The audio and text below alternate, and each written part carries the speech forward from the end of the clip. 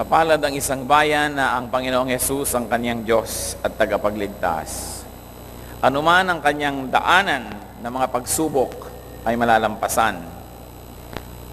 At kung ang Diyos ay maaaring maging Diyos ng isang bayan, marapat lamang na siya ay maging Diyos din ng bawat isang puso, ng bawat isang individual.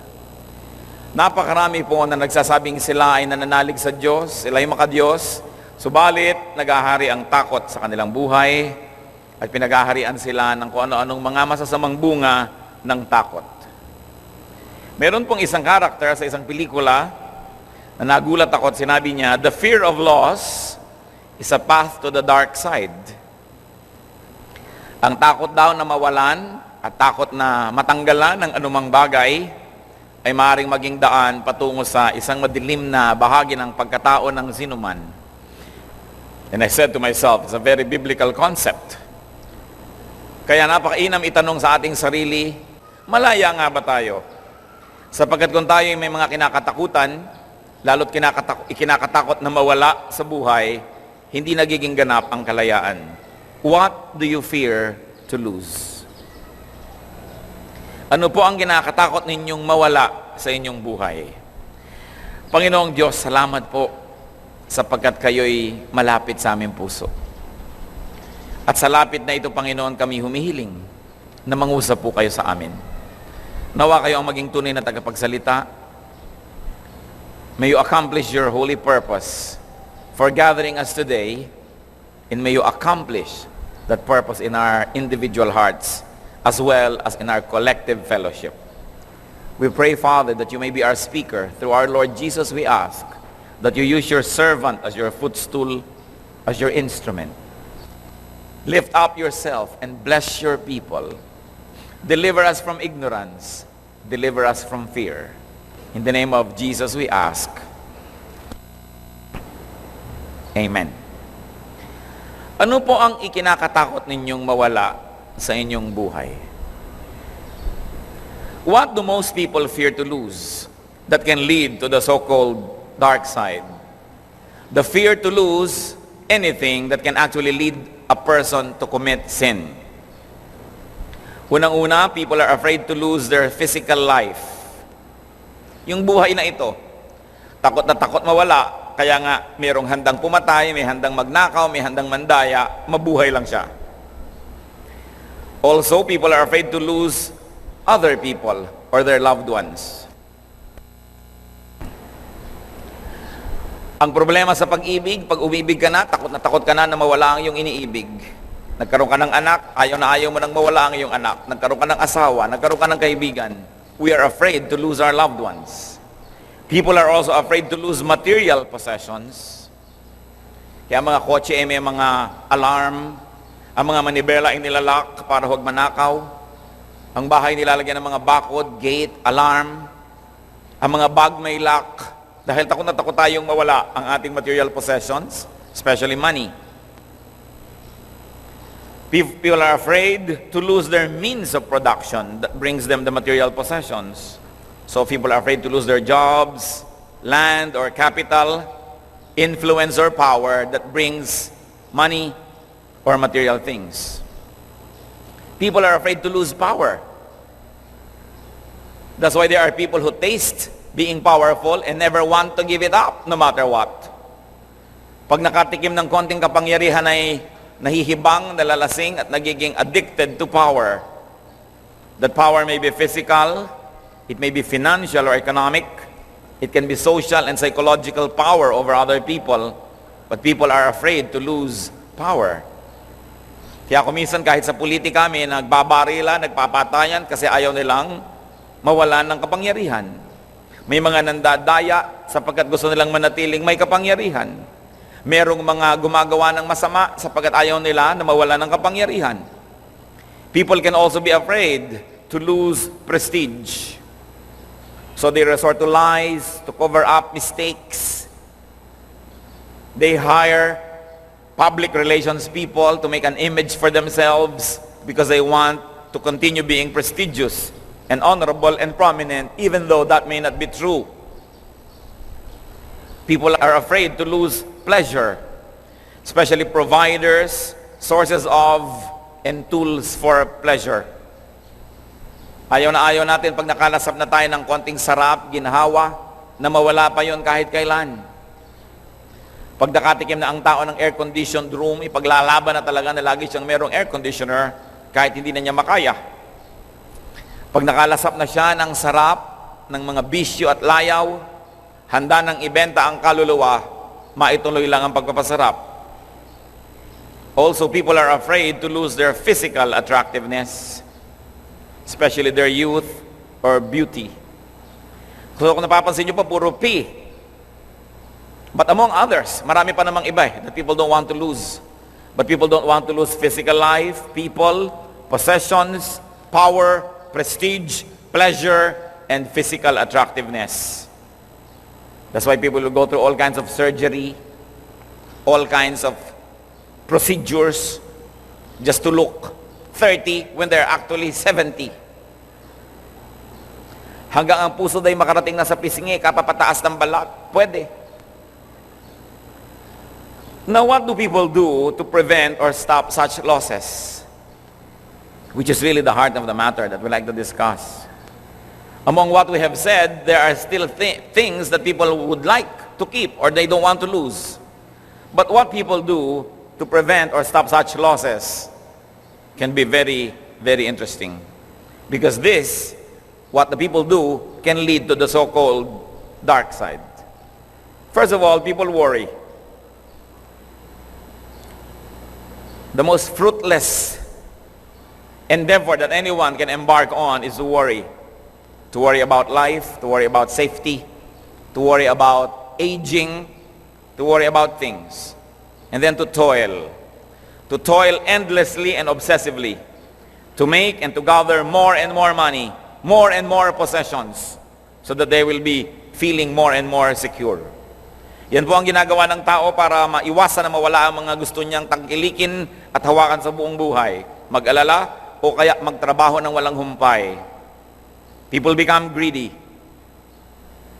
They become selfish, unkind, even oppressive to others. Dito po nag-aaway-away ang mga pamilya, mga magkakapatid na hindi naghahati-hati ng tama sa dapat paghatian because one of them would like to have more than others, probably more worried than others about the future. People become self-seeking, self-promoting. People become vain. Also, people destroy themselves. And in the process, they can also destroy others. Marami tayong nababalitaan na sa pagtatangka na magpa-opera para gumanda, namamatay sa operating table. Nagkakaroon ng mga complications. Sa pagpapabanat ng muka, hindi na makabahing o makatawa kasi mapipilas ang muka. Nakakatawa sa biglang tingin, pero nakakaawa naman po yung nakaganon lang. Tawang-tawa na ako, tumigil ka. Hindi ako makatawa. Mapipilas ang mukha ko. You know, the pathetic things that happen to people just because they like to remain young-looking. When even the creases on our skin, on our face can become trophies and evidences of a life well lived. People destroy themselves and others, especially when people become jealous. Because when you don't want to lose something, you become jealous. Now, what does the Bible say and teach us concerning such obsessions and fears? Salamat na lang at ang Biblia ay maraming sinabi tungkol sa mga bagay na ito na hindi natin kailangan maligaw sa pag-iisip at pagbubulay-bulay sa ganitong mga pandarayan ng sanlibutan. First of all, the Bible teaches us, do not love this world too much. Huwag sobrang mahalin ang mundong ito. Bagamat dapat mahalin, dapat tangkilikin, dapat pag sumikapang ayusin, linisin, pag malasakitan, do not love life in this world too much because you are just a pilgrim. You are just passing through. Dumadaan lang tayo sa mundong ito, hindi tayo dito magtatagal talaga. James 4:14, what is your life? You are a mist that appears for a little while and then vanishes. Ano daw ba ang buhay? Isa ka lang usok na nandyan lang sandaling-sandali, ilang saglit, at pagkatapos ay nawawala. Hebrews 9:27, man is destined to die.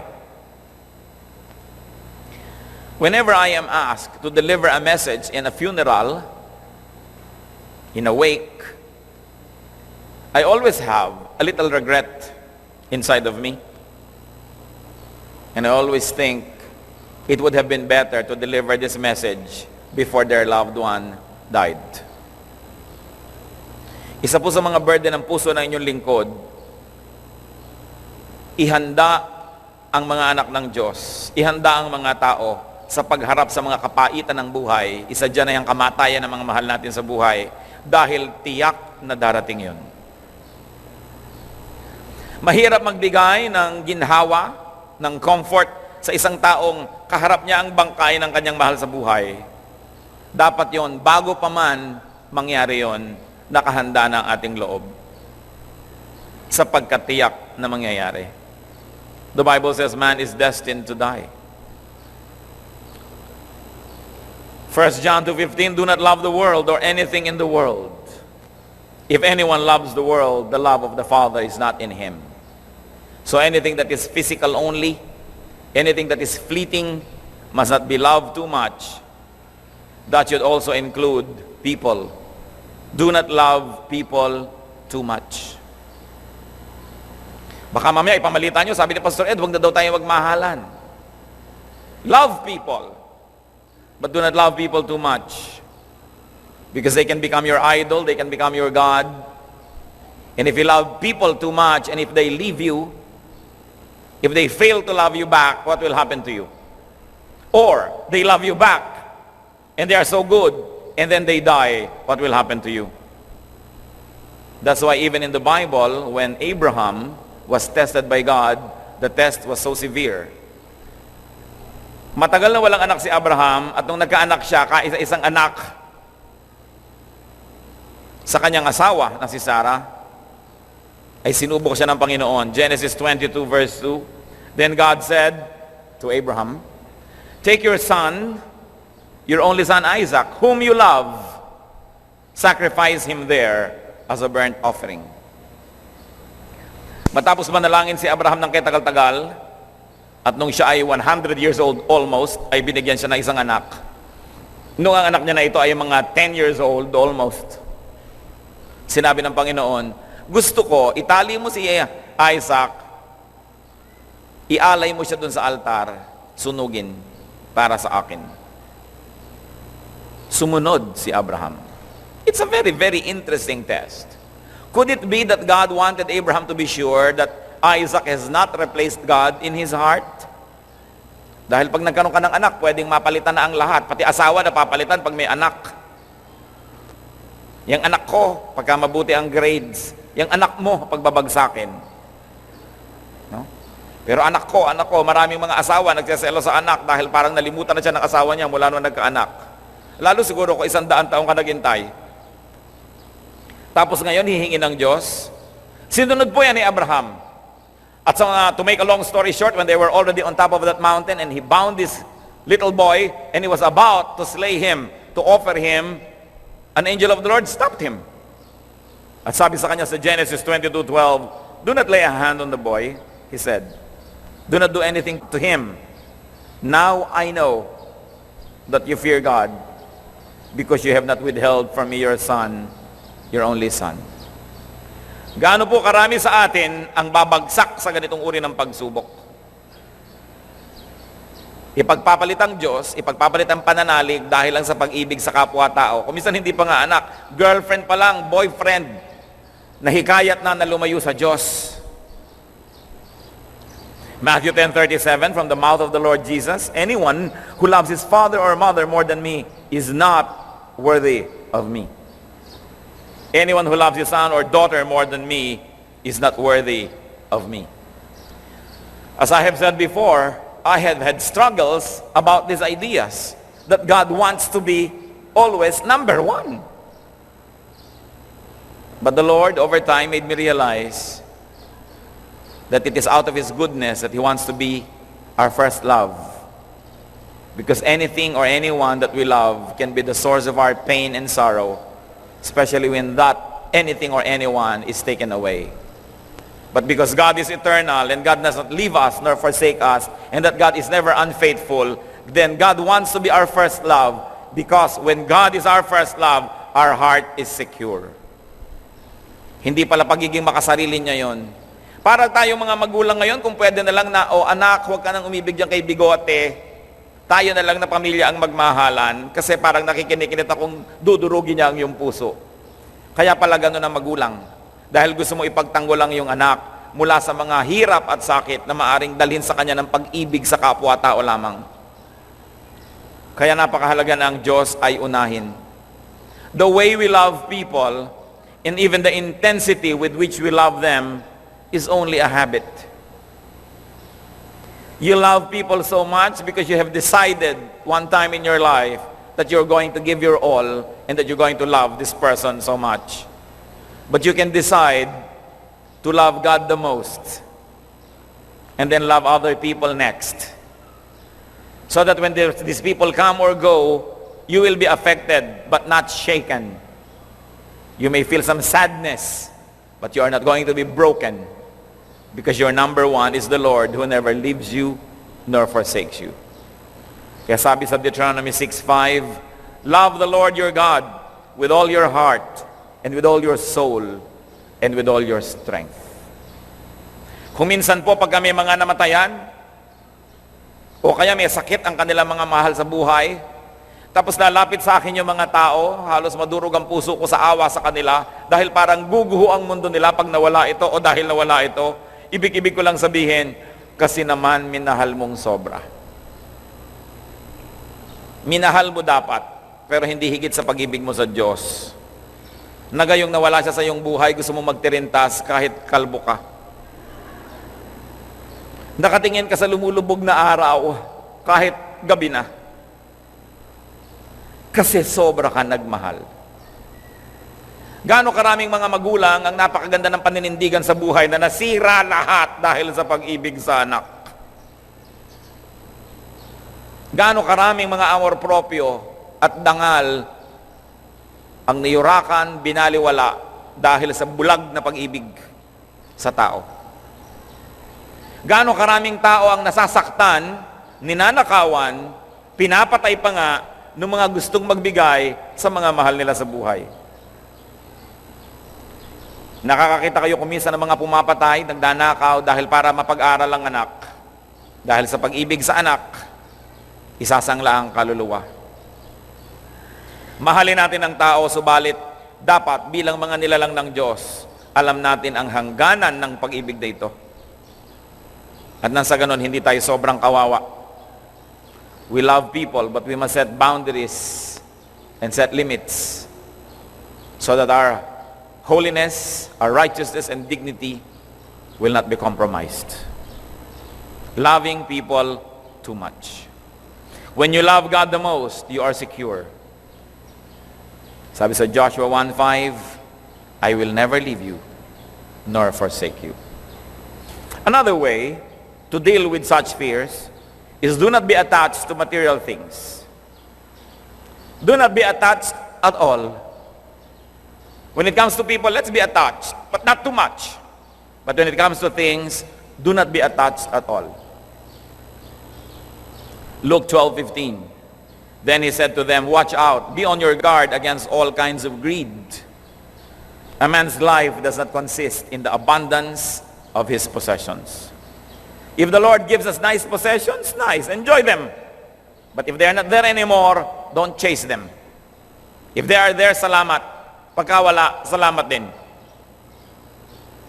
1 Timothy 6:9-10, people who want to get rich fall into temptation and a trap, and into many foolish and harmful desires that plunge men into ruin and destruction.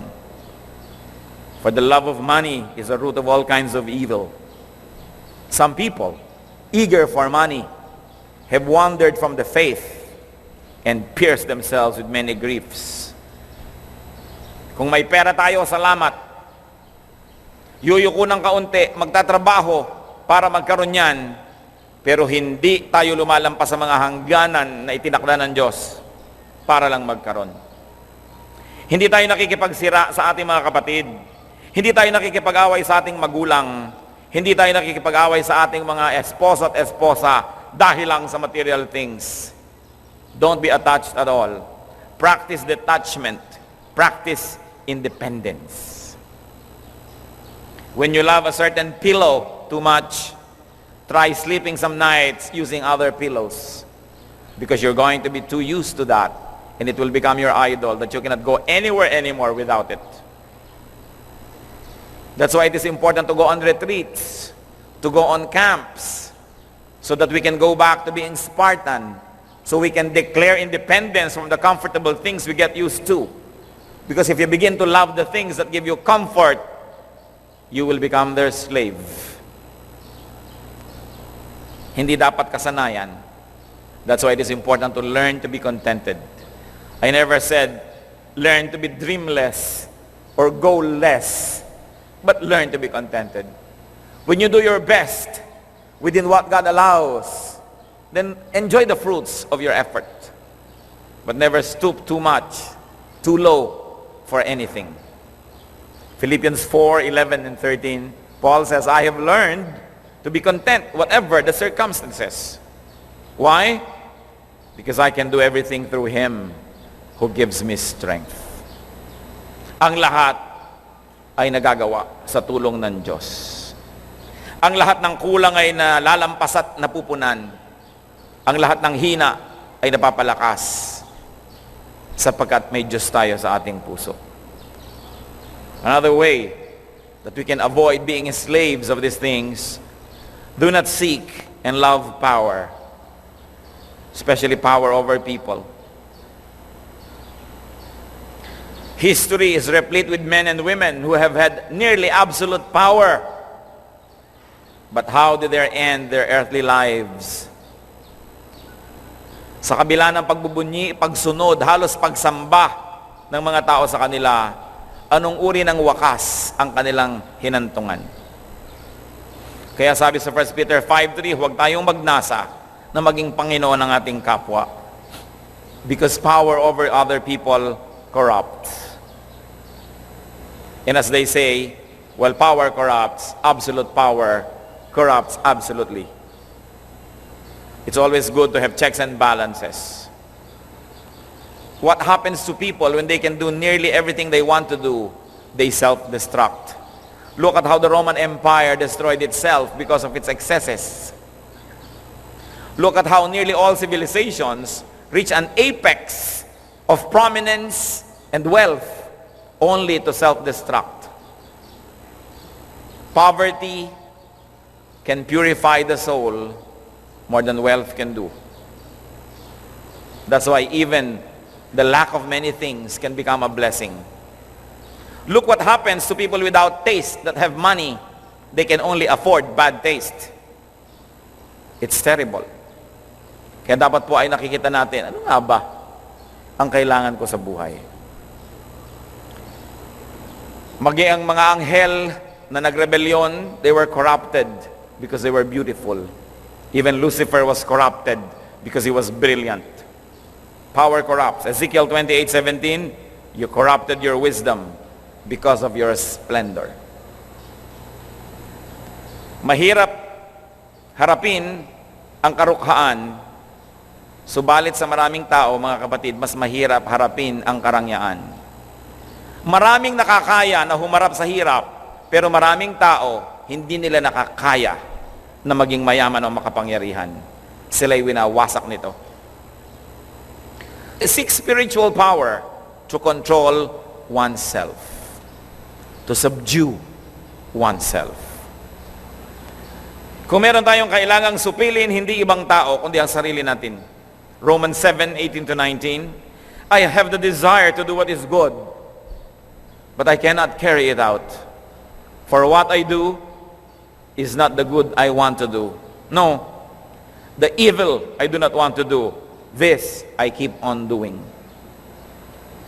And you think some criminal is speaking here, but this is Paul who was saying it.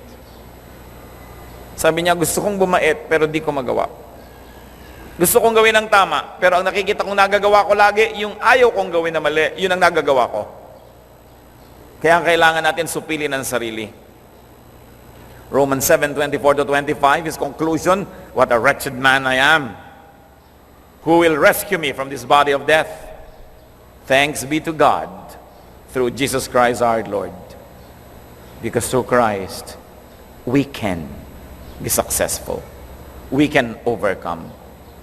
Kaya sabi, I can do all things through Christ who gives me strength. And the gift, the fruit of the Holy Spirit, Galatians 5:23, among others, points to self-control. A person who can control himself by the grace of God is a person that can shape his destiny. Self-control is important.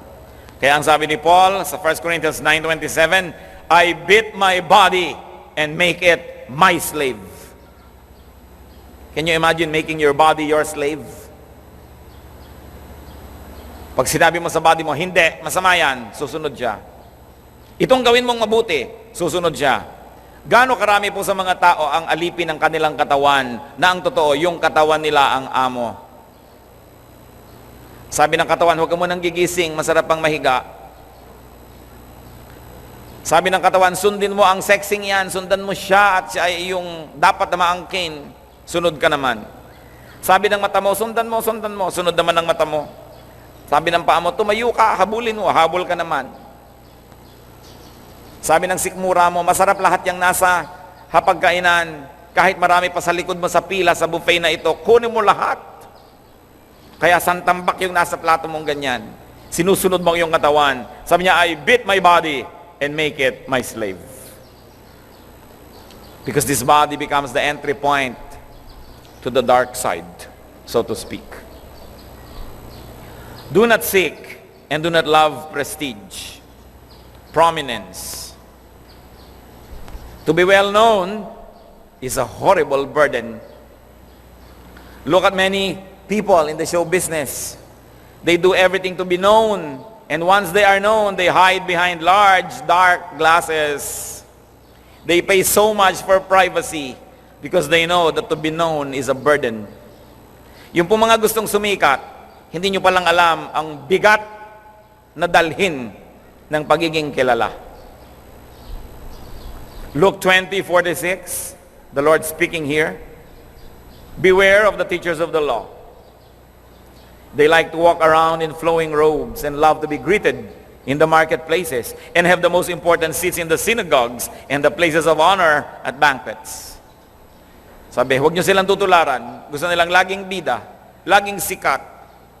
Hindi ganyan ang dapat mangyari sa isang tao. And of course, do not be obsessed with pleasure. Huwag laging magharap ng sarap. Do not seek and do not love pleasure. Yun pong kwento tungkol doon sa maraming iba't ibang uri ng buto. May tumubo, may hindi. May tumubo pero hindi lumago. Luke 8:14. The seed that fell among the thorns stand for those who hear, but as they go on their way, they are choked by life's worries, riches, and pleasures, and they do not mature. The goal of going to church, the goal of Christian life after being saved through faith in the Lord Jesus is to grow and mature and to be like Christ. But many people do not mature because they love pleasure, not discipline. Sinasabi ko lagi, para po mag-mature, dapat may ministry ang isang tao. Pero iba, ay naku, mahirap yan. May mga meeting, may demand sa oras mo, makakabawas sa yung free time, sa yung sariling kagustuhan. So wag na lang. So they end up not maturing at all. Do not be obsessed with pleasure. Pleasure is ephemeral. It is fleeting. Tulad nyo, paypayan kayo ng paypayan, ba't ayaw nyo tumigil? Dahil sa isang paypay mo may hangin, tas wala na uli, kaya uulitin mo uli, tas uulitin mo uli, ulit ka ng ulit, ng ulit, ng ulit. And sometimes, the calories you burn by moving your arm makes you hotter than the wind and swift of wind that it brings to you. But it's not immoral to fun. So sige, magpaypay kayo na magpaypay. Di bale. Ang sinasabi ko lang, sa isang paypay mo may sarap. Uulitin mo ngayon, kaya ulit ka ng ulit ng ulit. Ganun po ang sarap sa buhay. You always have to work so hard to keep experiencing it. And the moment that the stimulus is not there anymore, you are empty. Just like people who find comfort and happiness in watching, let's say, CDs and videos. So when the names are there, scrolling up the screen, and the show is ending, what do? Pop in another disc into your machine because you're empty and alone again. Because the things that we depend on for entertainment, for happiness, never last. While they may be enjoyed, especially if the Lord allows you to enjoy them and gives them to you, do not love them. Treat them as a dispensable item in your life. It's there, good. If it's not there, life is still good. Kaya maganda nga sabi ko yung mga nagka-camp, nagre-retreat, when you go back to basics, when you convince yourself that you can live without many things that you have been used to. Hebrews 11:25, even Moses is commended. He chose to be mistreated along with the people of God rather than to enjoy the pleasures of sin for a short time. Siya po'y lumaki sa royal court ng Ehipto, subalit minarapat pa niya at minabuti na makilala na isang Hudyo, isang Hebreo, at maging mistulang alipin na rin tulad ng kanyang buong lahi, kaysa siya ay magpasasa sa mga sarap sa Ehipto na kadalasan ay maraming kasalanang kasama. Do not be obsessed with youth and with physical beauty. Husbands are enjoined by the Bible. Sabi niya, be faithful to the wife of your youth. It is not to the youth of your wife. Very clear, to the wife of your youth. So that if your wife grows older, especially if she looks old because of you, continue to love her. Sometimes some women are deceived and are actually obsessed and oppressed by this culture that tells them that they must look forever young. But how can you defy the forces of gravity for long? Gravity will win. So kailangan tayo sobrang obsessed dyan. Kung talagang 70, 60 ka na, natural, may konti ka ng puti, napaka-abnormal naman na itim pa rin lahat ang buhok mo. Napaka-abnormal na niwala man lang kulubot ang iyong mukha. But when you age, and when you look older, but that is backed up by wisdom, by so much love and services we have rendered to people and to God, our old age looks become a passport to glorifying God. Hindi baling nagmumukhang matanda ang tao basta may pinagkatandaan. Basta may pinuntahan ang kanyang pagtanda. Hindi pagbuka ng kanyang bibig ay puro walang katuturan naman ng mga lumalabas sa kanyang bibig. Dapat talaga siya magmukhang 10 years old. 1 Peter 3:3-4, your beauty should not come from outward adornment, such as braided hair and the wearing of gold jewelry and fine clothes. Instead, it should be that of your inner self, the unfading beauty of a gentle and quiet spirit, which is of great worth in God's sight. Hindi po sinasabi sa mga babae na magmukha na lang kayong losyang o tiriringgay. Sinabi, magandang-maganda kayo. God is God of beauty. Pero kung ang ipinagmamalaki nyo lang na kagandahan, 3 oras kayo nagtirintas. Naganggasantol ang mga perlas ninyo, kaya pala nagkakandaubusan ng perlas sa Mindanao, suot nyo lahat ngayon. No?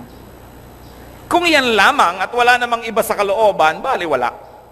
Ang tunay na magandang kagandahan, bukod sa nakikita ng mata, ay yung kagandahan ng kalooban.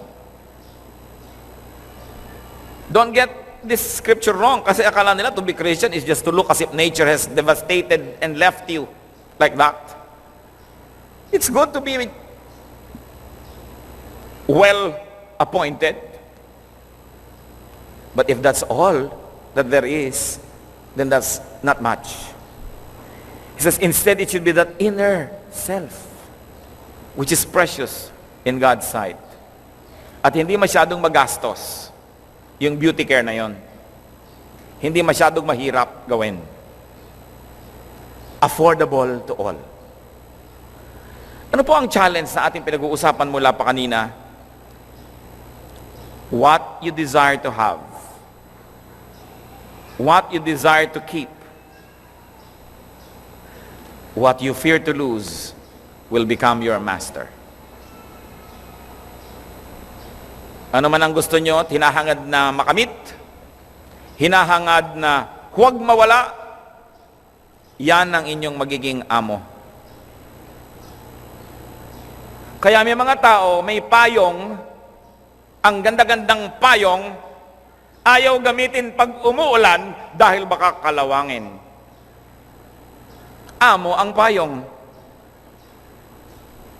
Ang ganda-ganda ng sapatos, huhubarin, maglalakad sa baha, di bali na makatungtong ng mga basag na bote, na mga bakal na matatalim, huwag lang mabasa si sapatos. Yan ang sinasabi nating amo ang mga gamit. Bibili ng magagandang sofa, tatakpan ng kapote, at tapos uupo sa monoblock.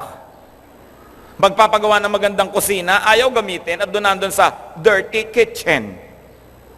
Magkakaroon ng magagandang plato pagkatapos kumakain sa mga lata-lata at sa tansan.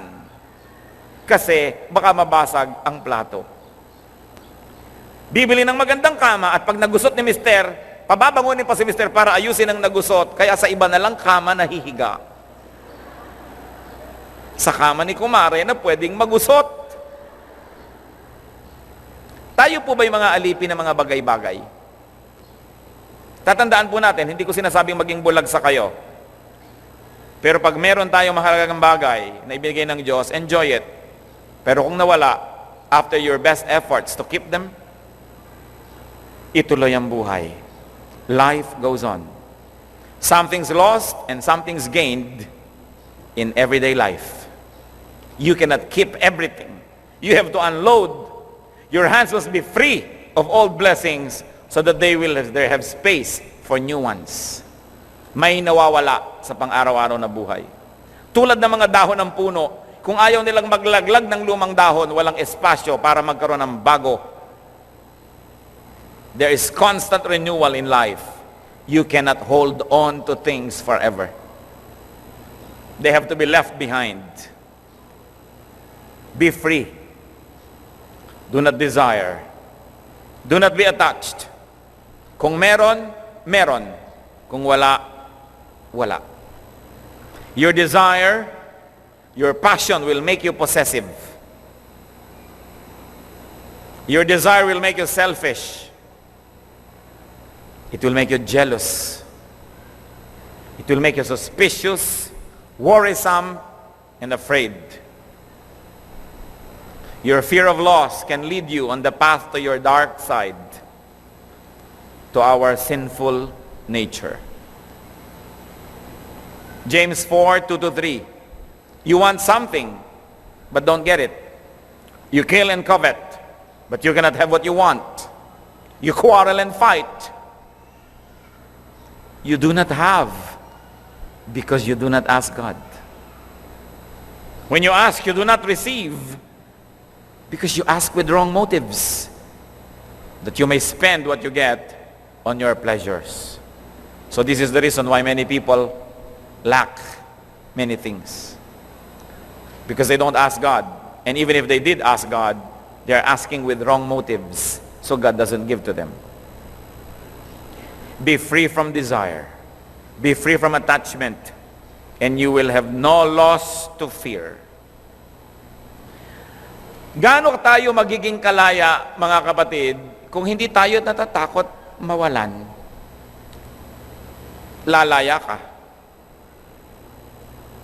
Magsusuot ka ng magandang alahas, tapos sapo-sapo mo yung may kasalubong ka dahil baka agawin. Magsuot ka na lang ng mga Tupperware, pwede na. Agawin man nila, hindi bale. Huwag lang yung lamang siniguelas. Magpapagawa ka ng kaya ganda-gandang bahay, tapos kayong mag-anak hindi na makalabas ng sabay-sabay dahil kailangan may magbantay parate. Why are you inventing a master? Why are you creating an amo in your life? Tsaka yung tao, bantay ka ng bantay. Mga misis, ayaw kayong uwiin, hayaan nyo. Uubos ka ng pera para sundan siya ng sundan, nasakyan mo na lahat ng taxi hanggang Manawag Pangasinan, kasunod ka? Nawalan ka na ng asawa, nawalan ka pa ng personal na buhay? Bakit mo pa pinipilit sumiksik sa'yo yung ayaw? After you have done what you could, kung ayaw niya, you both lose, but he loses more. Do not be the satellite of anybody, even if this was your spouse. Lahat na ng mga gagawin mo, lumalakad ka ng paluhod para ka lang balikan? Sa palagay mo ba sa iyong pagmamakaawa na balikan ka, pag binalikan ka nga, igagalang ka pa? Binalikan ka nga pero alila ka na lang, lagi ka na lang sinisigaw-sigawan. Di wag na lang. Kasi sobrang ibinigay ang puso. Pastor, kasi po nahulog ang loob ko. Bakit ba nahulog ang loob mo? Araw-arawin po ba naman akong bigyan ng chiclet? Noong ika-5 araw, talagang love na love ka na siya. Ganoon naman talaga yung pagpapaibig. Bibigyan ka lang ng chiclet ng 5 araw na sunod-sunod, in love ka na. Sa susunod, ibinibigay mo na sa kanyang hikaw mo. Yan kasi sobrang emosyonal. Sobrang romantic. Kawawa. Hahabol-habol. Kailangan ng tao merong sariling kahulugan ng buhay niya, whether or not there are other people around. Do not build your world around one person, because if this person leaves you, your whole world will crumble. Do your marital duties. Be loving, be nice, be kind, but love God above all. Kawawa ang mga tao na ang number 1 sa buhay ay tao lamang. Kawawa. Hindi ko naman masabi yan doon sa mga humahagulgol sa harap ko. Ikaw kasi sobra ka naman na in love Ayang katuloy. Dahil hindi ka mauunawaan, akala kontrabida ka. Paano mahilig manood ng mga telenovelang puro pag-ibig? Mahilig magpatugtog ng mga love song na naman. Sobra tuloy na obsessed with romance. And then we are not able to develop our loving relationship with God. So be free from desire and detachment, and you will have no loss to fear. What is the answer to enslaving desire? Matthew 4:8-11 gives us a glimpse into a possible answer. Again, the devil took him, meaning the Lord Jesus, to a very high mountain and showed him all the kingdoms of the world and their splendor. All this I will give you, he said, if you will bow down and worship me. Ang kapal naman ng dyablo. Sabi kay Jesus, ibibigay ko sa iyo ito lahat kung ikaw ay yuyuko sa akin at sasambahin mo ako. Jesus said to him, away from me, Satan, for it is written, worship the Lord your God and serve him only. Then the devil left him, and angels came and attended him. What is the way to be free, brothers and sisters? Worship God. Don't worship men, people, women. Don't worship your loved ones. Don't worship things. Don't even worship ideals and isms. Worship God, and you will be free. And in that sentence also, dalawa lang yan, subject and predicate, dalawang words. Worship God, meaning you worship God. You don't just treat God any way you want, but worship God. Because when you truly worship God, there will be not enough space for other idols, for other things that can become the entry point for your sorrow. Put God first, and everything and everyone else will fall in their right places. Huwag sobrang ibigin ang mundong ito. Kawawa kayo. Learn a certain detachment by being attached to God. Kailangan umiinog ang mundo natin sa ating Panginoon. Well, we have family, we have friends, we have endeavors, we have businesses, we have livelihood. All these are but temporary. One time, the Lord was asked, sino po ba sa maraming naging asawa na namatay isa-isa, nag-asawa uli, namatay, nag-asawa, namatay, pagdating doon sa kaharian ng langit, sino pong asawa niya? At napakalino ng sagot ng Panginoon, wala na siyang asawa doon. So yung asawa niyo ngayong katabi niyo, Ang totoo lang, hindi nyo na siya asawa sa kabilang buhay. Pero huwag nyo namang itakwil ngayon pa lang. Mahalin. Pero huwag payagan ng sinuman na maging Diyos ng ating buhay. Let's do our human duties, but let's not forget our relationship with God. Be free in Jesus. Sa inyo, paano ko gagawin yan? Kaya ko ba yan? Philippians 3:8. What is more? I consider everything a loss compared to the surpassing greatness of knowing Christ Jesus my Lord, for whose sake I have lost all things. I consider them rubbish, that I may gain Christ. What do you love to have? What do you love to keep? What do you fear to lose? Beware of that which you love too much. Sabi din ng character sa movie na ito, and I like to quote because it has great biblical truth, attachment leads to jealousy. Train yourself to let go of everything you fear to lose. And if I may add, you will be free. You will be free in Jesus because the truth sets free. Heavenly Father, we thank you for who you are. That you can be our number one. You can be our everything.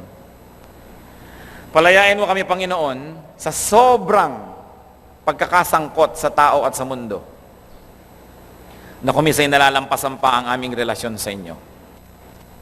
Ihanda mo kami sa lahat ng maaaring mangyari at mawala sa aming buhay. Basta't kayo, Panginoon, ay naroon at hindi nawawala, natitiyak namin na kaya naming lampasan ng anumang bagay. Because we can do all things through you who give us strength. Mga kapatid, tayo yumuko sa namandalit tumanahimik at magbulay-bulay. Do you have an Isaac in your life? Meron ba kaya na tao o bagay na maaaring nalilito na tayo na yun ang number one sa buhay natin? Hiningi tuloy ng Diyos para lang mapatunayan na hindi nga totoo yun. Who or what could be your Isaac? May we be like Abraham, who passed the test because he was willing to obey God, even it could have meant losing his son. Mahirap gawin, mahirap sundin, pero mas mahirap hindi gawin at mas mahirap hindi sundin. Because when God is with us, we can accomplish anything. Dear Lord, teach us. Let us see ourselves through the mirror which is your word. Turuan mo kaming ibigin kayo higit sa lahat, higit kanino man. Turuan mo kami, Panginoon, na huwag sumamba sa mga bagay na nagpapasama ng aming ugali, nagpapapangit sa mga relasyon namin sa kapwa, lalo sa inyo. Set us free, O God. We want to be free to give you number one place in our hearts. We don't want to be a slave of things and people. It is for freedom, for our freedom that Jesus died. Magbulay-bulay tayo sandali, mga kapatid. Let's bow before the Lord and ponder the realities of our life. If there's anything that enslaves you, declare freedom right now. In the name of Jesus. I am not asking you to be less human than God intended us to be, but only to be correctly humane. And not to forget the Spirit of God that is in our hearts. That is the eternal part of who we are. Be alone with God for a while and let the Spirit finish this message and lead us to practical applications in our daily life.